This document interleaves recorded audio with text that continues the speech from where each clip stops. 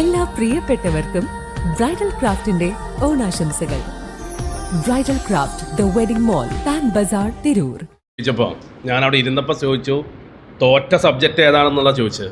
എല്ലാവരും ജയിച്ച സബ്ജക്റ്റിനെ കുറിച്ച് പ്രിൻസിപ്പാൾ ഇവിടെ പറഞ്ഞു. അപ്പോൾ തോറ്റ സബ്ജക്റ്റ് ഏതാണെന്ന് ചോദിച്ചപ്പോൾ അത് കൺഫ്യൂഷനാണ്. അപ്പോൾ അത് തോറ്റ സബ്ജക്റ്റുകൾ തോറ്റ ആളുകൾ ഒന്നുകൂടി ശ്രദ്ധിച്ച് പഠിച്ചാൽ നന്നായി നമുക്ക് ഈ കോളേജിലെ ഈ സ്കൂളിൻ്റെ വിജയശതമാനം വർദ്ധിപ്പിക്കാൻ കഴിയും. എനിക്ക് നിങ്ങളോട് സൂചിപ്പിക്കാനുള്ളത്, ഒരു പക്ഷേ അധ്യാപകൻ നിലക്ക് പ്രിൻസിപ്പാൾ നിങ്ങൾ അക്കാദമിക് കാര്യങ്ങൾ നിങ്ങളോട് സംസാരിച്ചിട്ടുണ്ടാവും. സമൂഹത്തിൻ്റെ ഉത്തരവാദിത്തം നിർവഹിക്കുന്നിടത്ത് വിദ്യാർത്ഥി സമൂഹത്തിൻ്റെ ഉത്തരവാദിത്തം എന്ന് പറയുന്നത് വർത്തമാനകാലത്ത് ഏറ്റവും പ്രസക്തമായ സമയമാണ്. നിങ്ങളുടെ സർട്ടിഫിക്കറ്റിൽ ലഭിച്ച A+കളുടെ എണ്ണമല്ല നിങ്ങളുടെ മാനദണ്ഡം എന്ന് പറയുന്നത്. ജീവിതത്തിൻ്റെ മാനദണ്ഡം എന്ന് പറയുന്നത്, ഒരുപക്ഷെ നിങ്ങൾ ഫുൾ മാർക്ക് നേരത്തെ പ്രിൻസിപ്പൽ വായിച്ച 2 വിദ്യാർത്ഥികൾ 1 മാർക്കിന് ഫുള്ള് നഷ്ടപ്പെട്ടവരും 2 മാർക്കിന് ഫുൾ മാർക്ക് നഷ്ടപ്പെട്ടവരുമാണ്. നിങ്ങളുടെ വിദ്യാഭ്യാസത്തിൻ്റെ പ്രസക്തി എവിടെയാണ് ഉണ്ടാകേണ്ടത് എന്നത്, ഒരുപക്ഷെ കേരളത്തിൻ്റെ പുതിയ സർക്കാർ രൂപീകരിച്ച സമയത്ത് 2 വകുപ്പുകളാണ് പുതിയതായി നമുക്ക് ലഭ്യമായത്. ഒന്ന് AI എന്ന് പറയുന്ന ഒരു പുതിയ മന്ത്രിയും ഒരു പുതിയ വകുപ്പും. ആർട്ടിഫിഷ്യൽ ഇൻ്റലിജൻസ് എന്ന് പറയുന്ന പുതിയ കാലത്തെ ടെക്നോളജി പുതിയ തലമുറക്ക് പരിചയപ്പെടുത്തുക എന്നതാണ്. രാജ്യങ്ങൾക്കപ്പുറം നിന്നുകൊണ്ട് ഹൈദരാബാദിലെ ഒരു രോഗിയെ ഓപ്പറേഷൻ ചെയ്തു ഒരു ഡോക്ടർ എന്നാണ്. അതാണ് AI എന്ന് പറയുന്ന ടെക്നോളജിയുടെ പ്രസക്തി എന്ന് പറയുന്നത്. അത് കേരളത്തിലെ പുതിയ തലമുറക്ക് വിദ്യാർത്ഥി സമൂഹത്തിന് പരിചയപ്പെടുത്തുക, അതിൻ്റെ ടെക്നോളജിയെ പാഠമാക്കുക എന്ന ഉദ്ദേശത്തോടു കൂടി പുതിയ സർക്കാർ AI ടെക്നോളജി നമുക്ക് ഒരു വകുപ്പിനെ രൂപീകരിക്കപ്പെടുത്തും. രണ്ടാമത് അവർ രൂപീകരിക്കുന്നത് വയോജന വകുപ്പാണ്.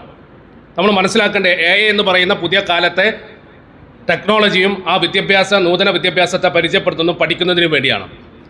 എന്തിനാണ് ഇങ്ങനെയൊക്കെ ഡെവലപ്മെൻറ്റ് ചെയ്ത ഒരു രാജ്യത്ത് അല്ലെങ്കിൽ ഒരു സംസ്ഥാനത്ത് വയോജനങ്ങൾക്ക് മാത്രമായി ഒരു വകുപ്പ് രൂപീകരിക്കപ്പെടുത്തു എന്നതാണ് പുതിയ കാലത്തെ വിദ്യാർത്ഥി സമൂഹങ്ങൾ ആലോചിക്കേണ്ടത്. വയോജനങ്ങൾ എന്ന് പറയുന്നത്, നിങ്ങളൊക്കെ ഇങ്ങനെ വിദ്യാഭ്യാസം നേടി നിങ്ങളൊക്കെ ഹൈ ലെവലിൽ എത്തി UK-ലും US-ലൊക്കെ നിങ്ങൾ പോയി നല്ല സാലറിയോടുകൂടി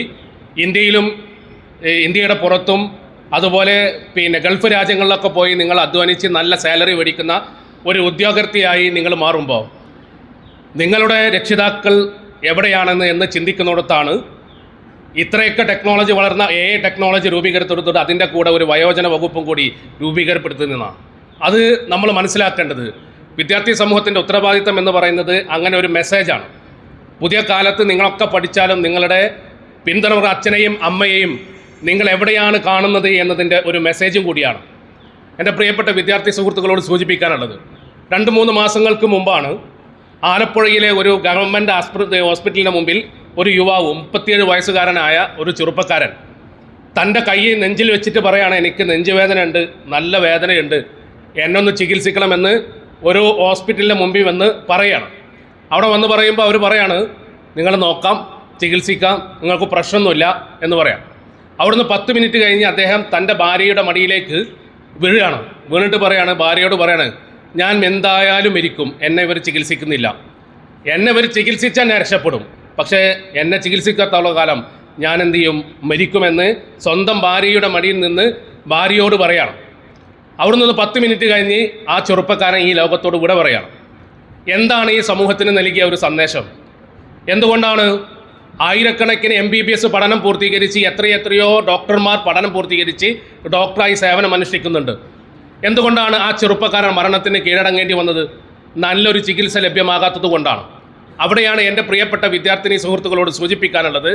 നേരത്തെ ഞാൻ സൂചിപ്പിച്ചത്, സാമൂഹിക ഉത്തരവാദിത്തങ്ങളും സാമൂഹിക പ്രതിബദ്ധതയും നിങ്ങളിൽ ഉണ്ടാകുമ്പോഴാണ് ആ ചെറുപ്പക്കാരൻ, നേരത്തെ മരണപ്പെട്ടു പോയ ചെറുപ്പക്കാരൻ, അവൻ്റെ ജീവിതത്തിലേക്ക് തിരിച്ചു കൊണ്ടുവരാൻ ആ പ്രതിബദ്ധതയുള്ള ആരെങ്കിലും അവിടെ ഉണ്ടായിരുന്നുവെങ്കിൽ എന്ന് നമ്മൾ മനസ്സിലാക്കേണ്ടതുണ്ട്.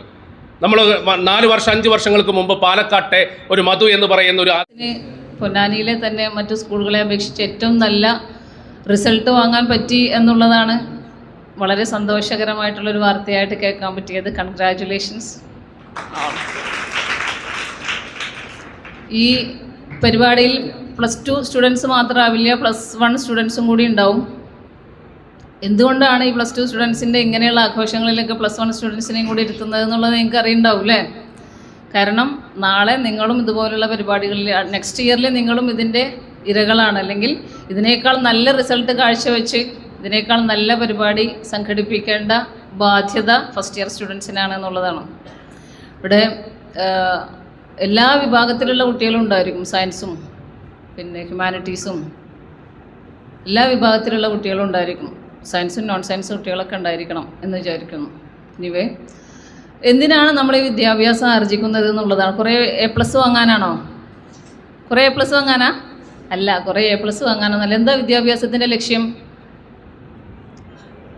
നല്ല മനുഷ്യനെ ഉണ്ടാക്കാൻ വേണ്ടിയിട്ടാണ്, നല്ല സംസ്കാരം വാർത്തെടുക്കാൻ വേണ്ടിയിട്ടാണ്. അപ്പം നേരത്തെ അഷ്കർ സാറ് പറഞ്ഞു, ഒരു രോഗി വന്നിട്ട് എനിക്ക് വയ്യ, എനിക്ക് പ്രയാസമുണ്ട്, എന്നെ ഒന്ന് ചികിത്സിക്കണം എന്ന് പറയുമ്പോൾ നോക്കാൻ മനസ്സില്ലാത്ത ഡോക്ടറെ അല്ല നമ്മൾ പ്രൊഡ്യൂസ് ചെയ്യേണ്ടത്.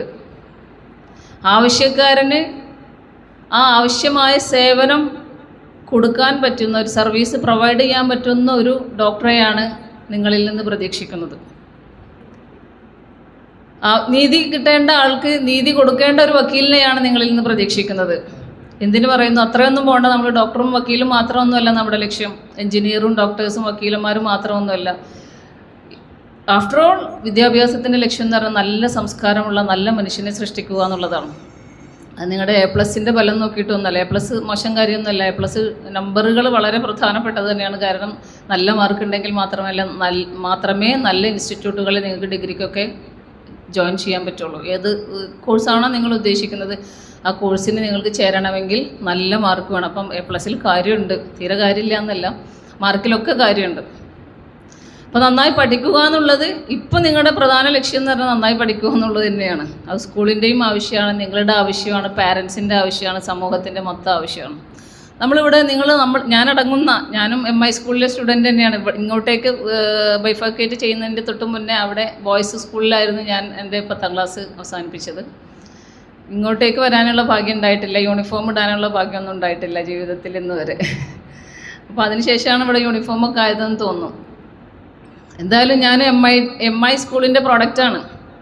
അപ്പോൾ അതുകൊണ്ട് നിങ്ങളുടെ മുന്നിൽ വളരെ അഭിമാനപൂർവ്വം എനിക്ക് നിൽക്കാൻ പറ്റും. ഒരു പക്ഷേ ഈ സ്കൂളുള്ളത് കൊണ്ടാണ് ഞാനിങ്ങനെ നിങ്ങളുടെ മുന്നിൽ നിൽക്കുന്നത്. അതിനുശേഷം പൊന്നാനി MES കോളേജ് ഉള്ളത് കൊണ്ടാണ് ഞാൻ സ്കൂൾ വിദ്യാഭ്യാസം പൂർത്തിയാക്കിയത്. അന്നത്തെ കാലത്തൊന്നും ഒരു പക്ഷേ 96 കാലഘട്ടത്തിലൊന്നും അതൊന്ന് പ്രീ ഡിഗ്രി ആയിരുന്നു, +2 ഇല്ല. അങ്ങനെ അടുത്തൊരു കോളേജ് ഇല്ലെങ്കിൽ എന്നൊന്നും എൻ്റെ വീട്ടിൽ നിന്ന് വിടൂല, ദൂരക്കൊന്നും വിടൂല. പ്രിയപ്പെട്ട വിദ്യാർത്ഥികളെ വേദിയിലേക്ക് ക്ഷണിക്കുന്നു. അടുത്തതായി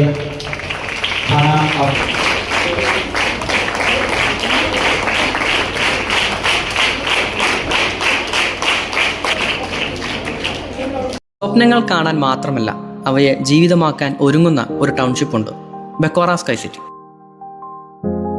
മലപ്പുറത്തിന്റെ ഹൃദയഭാഗത്ത് പൊന്നാനിയിൽ ഉയരുന്ന വേൾഡ് ക്ലാസ് ഭാവിയെ മുൻനിർത്തി രൂപകൽപ്പന ചെയ്ത ഒരു പ്രീമിയം ടൗൺഷിപ്പ്. ഇവിടെ നിങ്ങൾക്ക് ലഭിക്കുന്നത് ഒരു അപ്പാർട്ട്മെന്റ് മാത്രമല്ല, സുരക്ഷയും സൗകര്യവും സന്തോഷവും ഒരുമിക്കുന്ന ഒരു കംപ്ലീറ്റ് ലക്ഷറി ടൗൺഷിപ്പ് എക്സ്പീരിയൻസ് ആണ്. നിങ്ങളുടെ കുട്ടികളുടെ ബാല്യവും മാതാപിതാക്കളുടെ സമാധാനവും നിങ്ങളുടെ നാളെയുടെ ലൈഫ് സ്റ്റൈലും ഒരേ അഡ്രസ്. ബെക്കോറ sky city, where life comes together. Book your dream home today.